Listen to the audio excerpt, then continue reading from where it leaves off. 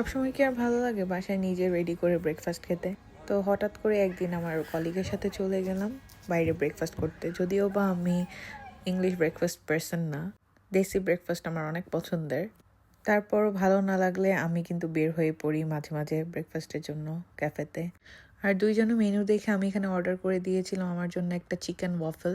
যদিও সাইজটা ম্যাসিভ ছিল, তারপরও আমার কলিগ নিজের জন্য একটা ইংলিশ ব্রেকফাস্ট অর্ডার করে। তারপর আমরা দুইজনেই সেটা মোটামুটি শেষ করেছি, পুরোপুরি খেতে পারিনি।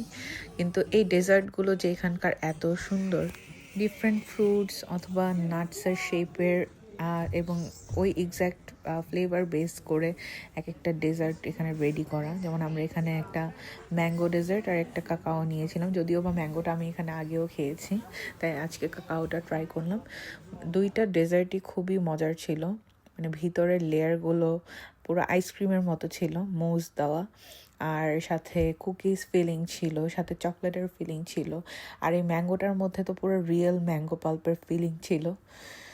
এই তো যেমনটা দেখতে পাচ্ছেন, ভিতরে কিন্তু একদম ডাবল ট্রিপল চকলেটের লেয়ার করা।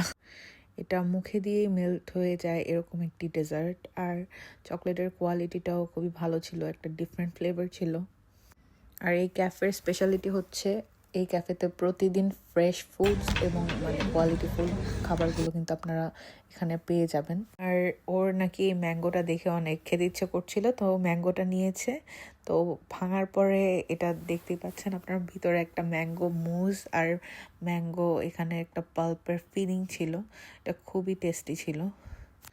যারা লন্ডনে বা লন্ডনের আশেপাশে আছেন অবশ্যই সেই প্লেসটাতে ভিজিট করতে পারেন। খাবারের কোয়ালিটি ওদের আমার কাছে খুবই ভালো লেগেছে, আর স্পেশালি ওদের হ্যান্ডমেড ডেজার্টগুলো তো খুবই মাইন্ড ব্লোয়িং ছিল। ক্যাফেটির নাম হচ্ছে জে অ্যাডোর, আর সবার সুবিধার্থে আমি অ্যাড্রেসটি ভিডিওতে অ্যাড করে দিচ্ছি।